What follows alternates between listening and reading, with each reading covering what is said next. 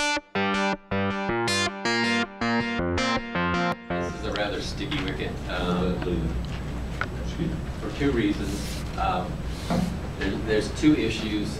One, if you rehire people that were bought out with the retirement buyout program, and addressing how you want to going forward address that issue as far as a potential payback when they're coming back to work, because obviously we paid them to reduce payroll and retirement costs, and now they're coming back. And then the other issue is the coming back into the Tennessee retirement system, which right now we pay 5% into the retirement system, and when they come back, when they were in the Tennessee retirement system, they're retired to come back to that system, which is an 18% contribution. So that's 13% additional over and above what we're doing for current employees. There's really a policy question for the council. I laid out some possibilities as far as trying to balance it out in fairness with the current employees, as far as potential payback period for people that were coming back, and as well as some offset for those that had to go in the Tennessee retirement system. This particular aspect only applies to a few folks. If folks worked for us previously under the Tennessee retirement system, but left before we got out of the system, that would not apply to them. If they came back to be reemployed, they would come under the ICMA program just like every other employee. So in those cases, it wouldn't apply. This is only for folks that retired under the Tennessee retirement system. And then we also have the other aspect. There was, I think, I forget the number of people that were actually bought out. But that's a cost that the city incurred, and that in fairness to the other employees that didn't take the buyout, it probably should be examined whether you want to go down that road. Obviously, anybody that already came back as grandfathered in, that would not be an issue. Mr. Mayor? Yes, sir. Just to throw something out,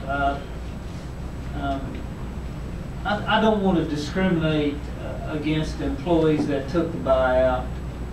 If they're good employees and the city manager wants it back, and I think we ought to give him a policy that will allow him to do that. I do feel, however, that it would be in the best interest of the city to have a formula that the city manager could work from. For example, these employees that took the buyout would, for example, forego any cost of living, any COLA, for a period of not less than 3 years, and that they would not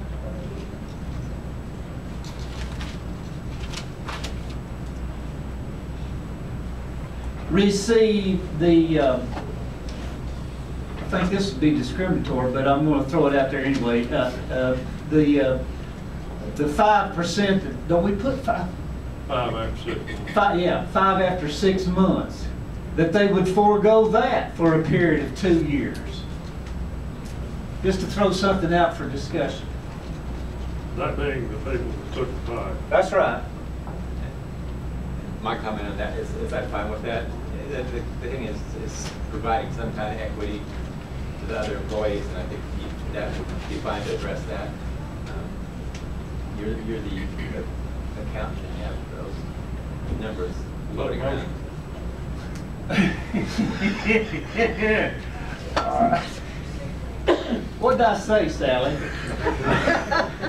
You said this applying to those who took the buyout, that they would forego any COLA, cost of living increase, for a period of not less than 3 years, and they would not receive the 5% increase after 6 months for a 2-year period. All right, let's talk about that. Yeah, I'll make that motion. Let's talk about that some more, Mr. Mayor. It has been the policy of this city council over the past to give a 1 or 2% COLA. I can remember some as being high as 3 or 4. Let's say 2. 2 times 3 is 6. over that 2 years, and then 2 5s or 10, that's 16%. That's getting us pretty close back to the number of the extra cost of the TCRS. So that motion on the floor, will,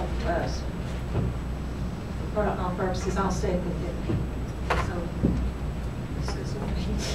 The point is, there's two things that I want to make mention of, Mr. Mayor. I don't want to handcuff my city manager in a policy decision that if he wants somebody back, and they're credible people, let's go ahead and let them, but they took the buyout.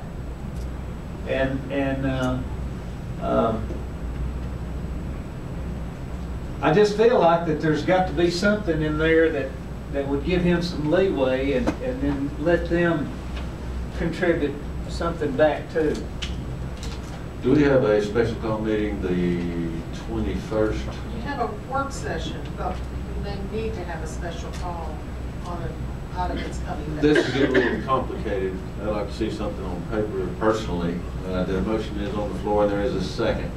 I would prefer to defer this, at least to the next work session, to see some numbers, because they're getting all over the board here. Thank you very much, Mr. Mayor. I'll withdraw that motion, and with the understanding that we will bring this up at the next special call meeting, and have with the understanding that our city manager also has an opinion about that as well. Correct. Everybody good with that? Which is next Thursday night, 21st. It's Tuesday. Tuesday. Is it 21st? Yeah. It's already on the calendar. I've been late, but.